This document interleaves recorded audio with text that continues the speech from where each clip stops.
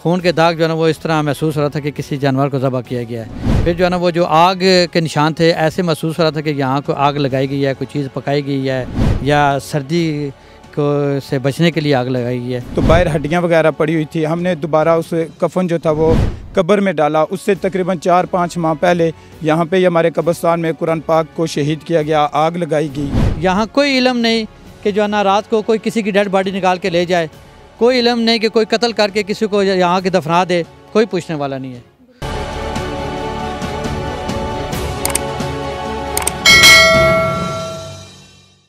अस्सलाम वालेकुम नाजरीन, और साफ डिजिटल के साथ मैं हूं आमना मजीद और आज हम मौजूद हैं बाराकों के मेन कब्रिस्तान डोक जेलानी में, जिसका कोई पुरसान हाल नहीं है। कब्रें कोई तरतीब से नहीं बनी हुई, कोई भी आता है और किसी भी औकात में तदफीन करके यहाँ पे चला जाता है और किसी को पता नहीं चलता।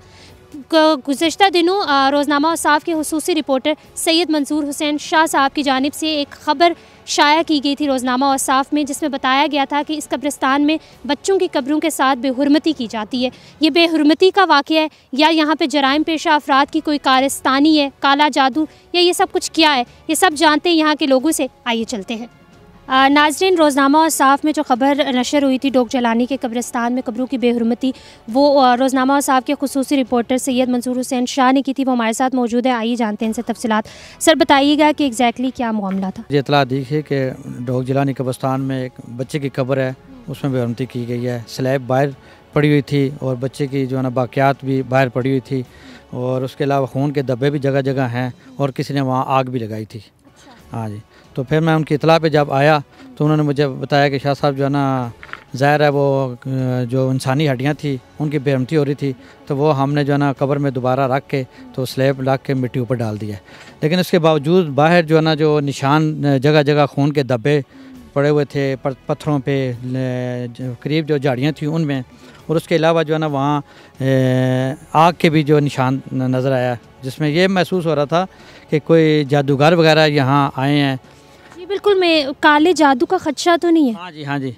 वो जो मैंने अपनी ज़िंदगी में सुना था कि जादू, काला जादू जो करते हैं लोग, वो कब्रिस्तान में जाके जो है ना वो कोई कब्र की मिट्टी निकालते हैं, तो ऐसे लग रहा था कि यहाँ कोई जादूगर वगैरह आए हैं और उन्होंने बाकायदा जो है ना कब्र मिट्टी सारी निकाल के, स्लैब निकाल के जो है ना वो मैयत बाहर निकाल के कोई जादू वगैरह किया। और फिर उसके बाद ये भी महसूस हो रहा था कि किसी जानवर को यहाँ ज़बह किया गया है, उसके खून के, क्योंकि डेड बॉडी के तो खून के दाग नहीं हो सकते, खून के दाग जो है ना वो इस तरह महसूस हो रहा था कि किसी जानवर को ज़बह किया गया है। फिर जो है ना वो जो आग के निशान थे, ऐसे महसूस हो रहा था कि यहाँ को आग लगाई गई है, कोई चीज़ पकाई गई है या सर्दी को से बचने के लिए आग लगाई गई है। तो फिर इस पे फिर मैंने वो सारी रिपोर्टिंग की थी। अच्छा मंसूर शाह साहब, बताइएगा कि कोई आपको यहाँ पे सबूत भी मिले लोगों के, कि कोई लोग आपको, कोई आपने खुद देखे हैं कि कोई लोग ये कार्रवाई कर रहे हैं या रात को लेट आ रहे हैं इस कब्रिस्तान पे? कम से कम 5 साल हो गए हैं। इस्लामाबाद में जो बल्दियाती निज़ाम आया था ख़त्म हो गया वो 5 साल का दौरानिया, तो उससे कबल ये कब्रिस्तान का जो है ना सरकारी तौर पे मंजूर हुआ था। 5 साल से यहाँ जो है ना जो हमने देखा है, मैं ख़ुद भी जनरल काउंसलर रहा हूँ, 5 साल से इधर जो है ना कोई इंतज़ाम नहीं है, कोई चौकीदार नहीं है। इसलिए जो है ना लोग तो दिन और रात जो है ना वो अननोन लोग, जिनको इलाके के लोग नहीं जानते हैं, उनका मटर गश्त तो लगा रहता है। रात को जो है ना एक चौकीदार हमने एक बड़ी मुश्किल से यूनियन कौंसिल के दौर में रखा था, लेकिन एक बंदे के बस के बात नहीं थी, दूसरा यूनियन कौंसिल के पास फंड्स नहीं थे, लिहाजा वो 1-2 महीने बाद जो है ना उनकी भी छुट्टी हो गई। हमने 5 साल यहाँ पे UC5 हमारे यहाँ पे लगती है, डोक जेलानी का रेशियो में यहाँ पास ही हमारा घर है कब्रिस्तान के। 5 साल हम यही रोना रोते रहे हैं चेयरमैन साहब से, सेक्रेटरी साहब से, या इस तरह MNA से, जो इनसे कि हमें कब्रिस्तान के लिए 1-2 चौकीदार दे दें, क्योंकि यहाँ पे जो भी आता है, कोई स्वान से आता है, कश्मीर से आता है, पिंडी से आता है, सैदपुर से आता है, आगे कब्र करके अपनी मर्ज़ी से मनमानी करके चला जाता है। किसी को मना करें आगे लड़ाई झगड़े पे बात आ जाती है। तकरीबन 5 साल से हम मुसलसल यही बात करते रहे कि यहाँ पे कोई कमेटी बनाई जाए, इंतज़ामिया से भी अपील करते रहे, लेकिन किसी ने बात नहीं सुनी। 3 महीने हमने यहाँ पे चौकीदार यूनियन कौंसिल की तरफ से रखा था, लेकिन इतने फ़ंड नहीं थे कि हम उसको आगे तनख्वाह भी दे सकें। फिर वो 3 महीने के बाद उनको छोड़ दिया है, वो चले गए थे खुद ही। उसके बाद अभी वाक़या जो हुआ है कब्र वाला, मुझे भी पता चला है। फिर मैंने चेयरमैन साहब से कहा है और बंदों से भी कहा है, लेकिन आपको पता है जब अभी तो हमारी गवर्नमेंट भी ख़त्म हो गई थी, इंतज़ामिया, अभी हम अपील ही कर सकते हैं उसके अलावा मैंने एक चौकीदार ख़ुद अपने एक रखा है परसों से कि मैंने कह रहा यहाँ पे देख सुन करो, आगे कब्र की सफाई करो, जितने भी कब्रें हैं यहाँ उनकी सफाइयाँ भी करो, और उसके अलावा जो भी कब्र नहीं करे बंदा उससे पूछो, बाहर से कोई भी कब्र आए तो हम इसके बाद उसको यहाँ पे कब्र नहीं करने देंगे सवाए बरकों के और डोग जिलानी के। वो अभी ऊपर सफाई कर रहा है बंदा, और जो भी कब्र अब नहीं होगी वो तरतीब से होगी। ये जिस तरह जंगले लगाए हैं, एक कब्र बंदे कर रहे हैं, दूसरी की जगह खाली छोड़ रहे हैं। आपके भी और हमारे अपने यहाँ पे दफन है, तो हम जिस तरह कब्रों की बेहुरमती हो रही है, हमें भी यहाँ पे खदशा रहेगा, डर रहेगा। तो इस हवाले से अगर आप इंतज़ामिया को कुछ कहना चाहें या अपनी तरफ से कुछ कहना चाहें तो कहें। ये कब्रिस्तान जब शुरू हुआ तो देखते देखते देखते कहाँ तक कहाँ चला गया। पहले तो हम ये कहेंगे कि आप ये देखें, आप खुद भी आए हुए हैं यहाँ, देख जाएं कि एक एक कब्र बनी हुई है और तीन तीन लोगों की जगह रखी है और जंगले फेर दिए इन्होंने। हमारे चेयरमैन साहब भी आए, शाह साहब ने भी बड़ी यहाँ आके कई दफ़ा ये आए हैं शाह साहब यहाँ, इन्होंने आके लोगों को कहा भाई ये जंगले इतना ना कर, लेकिन लड़ने जगने पर आ जाते हैं, फिर चुप हो जाते हैं। हम तो यहाँ रहते जिलानी में, कुछ लोगों का यहाँ अपना कब्रिस्तान बना हुआ है, हम लोगों का कब्रिस्तान नहीं है, हमारा यही कब्रिस्तान है।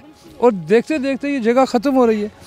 एक दफ़ा हम यहाँ से गुजर रहे थे तो पीरदाई मोड़ से जो है ना एक डेड बॉडी ले आए, वो भी हमारे भाई हैं, मुसलमान हैं, हम ये नहीं कहते, लेकिन वो जुगी वाले, मैंने उनसे पूछा यार हम वहाँ जगह नहीं थी, इनको यहाँ ले आए।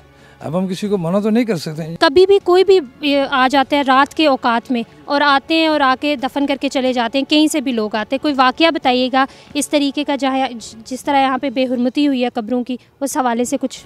ये एक वाक़या हुआ है, तकरीबन 9:30 बजे बंदे आए, 3 बंदे थे, उनके साथ एक पिकअप थी, सूखी पिकअप, वो नीचे ग्राउंड में खड़ी की है। तो वो ऊपर आए तो मैं नीचे उधर सामने बाज़ार में था, उनको देख रहा था, तो उनके साथ में आया हूँ, उनके साथ मिल गया हूँ। अंधेरा था काफ़ी, तो उनको जज नहीं हो सका कि चौथा बंदा हमारे साथ कोई इन्वॉल्व हुआ है। तो आपस में बातें करते ऊपर पहुँच गए कि इसको किधर खड़ा करना है, किधर दफनाना है, ये बात कर रहे थे।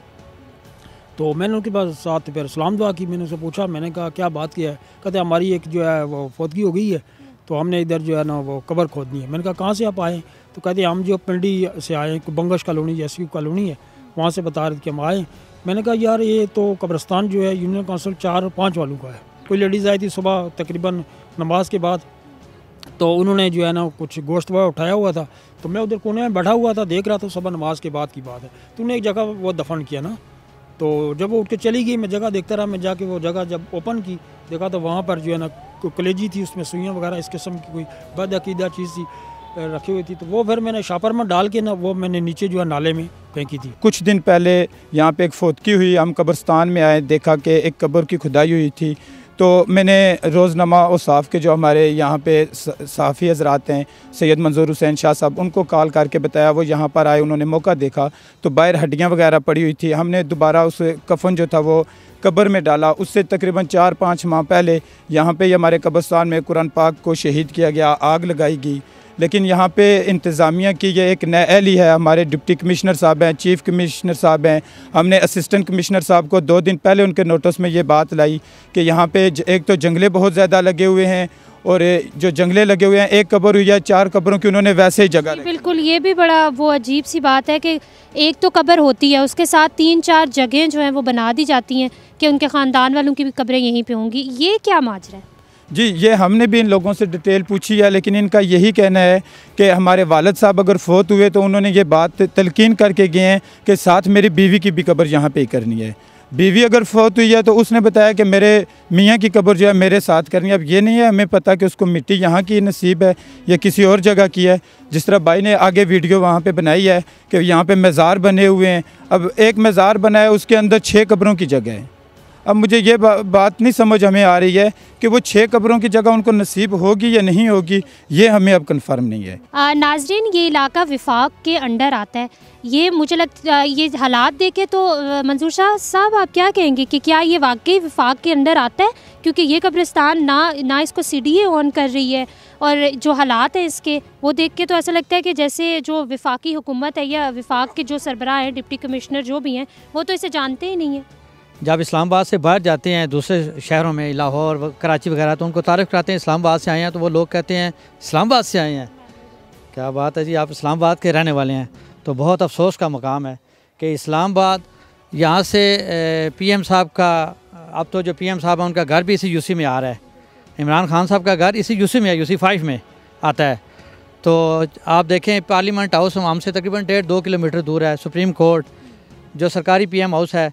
लेकिन इतना अफसोस का मकाम है कि बाकी तो आप ज़िंदगी के जो बुनियादी सहूलियात उनको तो छोड़ें, जो जिनसे उन्होंने हमें महरूम किया हुआ है।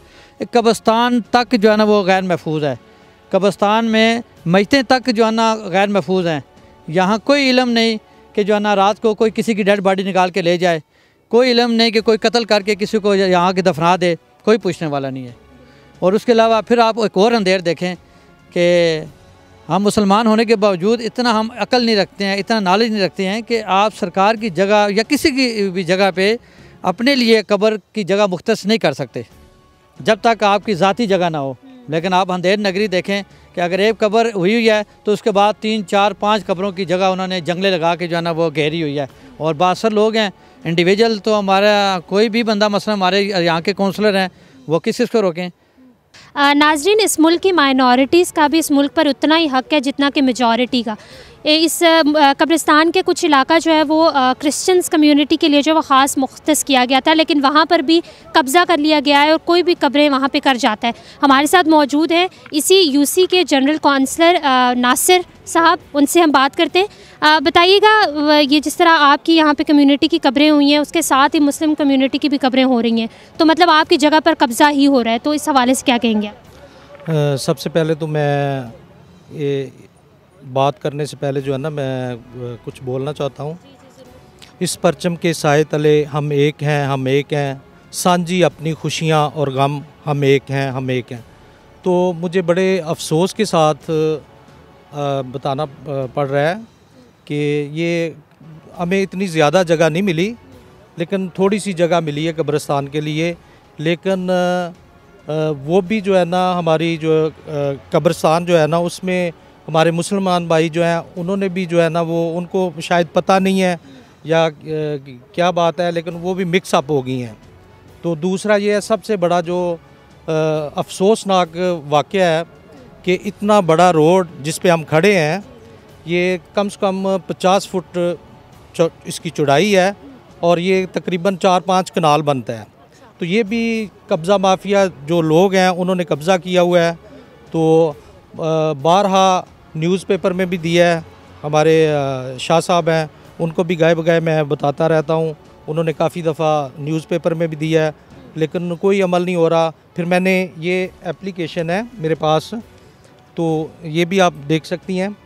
ये DC साहब को, मेयर साहब को, इंटीरियर मिनिस्ट्री में अपना CDA चेयरमैन को, ये सब को मैंने दिए हैं, लेकिन इसके बावजूद इस पे जो है ना बिल्कुल कोई अमल नहीं हुआ। ये थाने में एक दफ़ा आए हैं, अपना क्या उन्होंने कहा कि ये CDA का मामला है तो ये CDA हल करेगी, हम रिपोर्ट भेज देंगे। लेकिन फिर भी ये सिर्फ ये रोड अपने ज़ाती मफाद के लिए निकाला गया है, ना आगे कोई आबादी है, सिर्फ एक गेस्ट हाउस बन रहा है ऊपर, और उन्होंने जो है ना पता नहीं क्या मामला। इस रोड निकालने वाले कौन है? कोई हुक्मरान इंतज़ामिया है, कोई CDA हुक्मरान है, ये कौन है, या वहाँ जो आम शहरी हैं उन्होंने निकाल ली? ये जलानी के ही हैं, इधर के लोग हैं, उन्होंने जो है अपना क्या रोड निकाला है, ऊपर उनकी जगह है, उन्होंने जगह सेल की है या पता नहीं क्या, लेकिन ऊपर जो है आप विज़िट भी कर सकती हैं, ऊपर वो उन्होंने गेस्ट हाउस बनाया है।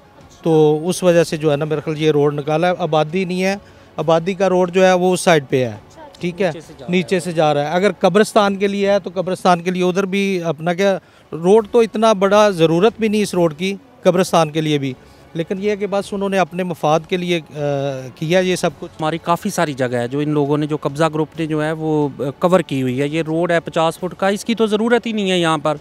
इसके लिए हमने जो अपने हमसे हो सका, हमारे पास्टर साहिबान हैं, कुछ कम्युनिटी के लोग हैं, वो भी यहाँ पर आए, उन्होंने भी अपना वो किया, हमने अखबार में दिया है।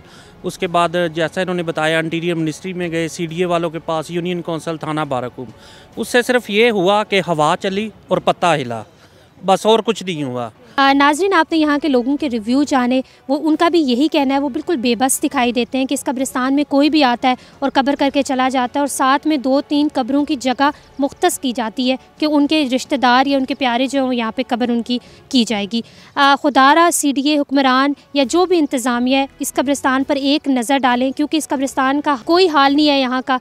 बच्चों की कब्रों के साथ बेहुरमती की जा रही है, काला जादू यहाँ पे किया जा रहा है, जराइम पेशा अफराद जो यहाँ पे आते हैं और बड़े सुकून से यहाँ पे अपनी रातें गुजार रहे हैं और जो भी उन्हें इलीगल काम करने होते हैं वो करते हैं। आई होप कि हम जो मैसेज देना चाह रहे थे वो आप तक पहुँच चुका होगा और आप इस पर कोई ना कोई जो एक्शन ज़रूर लेंगे। अब तक के लिए इतना ही। आमना मजीद को इजाज़त दीजिए। अल्लाह हाफ़िज़।